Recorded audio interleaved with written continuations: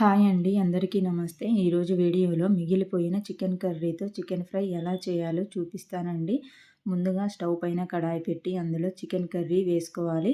చికెన్లో ఉన్న గ్రేవీ మొత్తం దగ్గర పడే వరకు అడుగంటకుండా తిప్పుకోవాలి.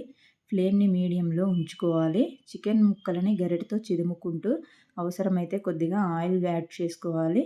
చికెన్ని అడుగు నుండి గరిటెతో తిప్పుతూ కలుపుకోండి.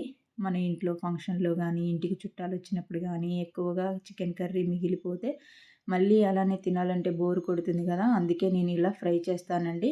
పిల్లలైతే చాలా ఇష్టంగా తింటారు. ఇందులో ఉప్పు, కారం తక్కువ ఉన్నా సరే యాడ్ చేసుకొని అడ్జస్ట్ చేసుకోవచ్చు. చికెన్ అడుగంటకుండా మధ్య మధ్యలో తిప్పుతూ ఎర్రగా పొడి పొడిగా వేయించుకోవాలి. ఇప్పుడు ఇందులో కొద్దిగా గరం మసాలా, ధనియా పౌడర్ వేసుకొని కలుపుకోవాలి. అంతే అండి, ఎంతో టేస్టీగా చికెన్ ఫ్రై రెడీ. ఈ వీడియో నచ్చితే లైక్, షేర్, సబ్స్క్రైబ్ చేయండి.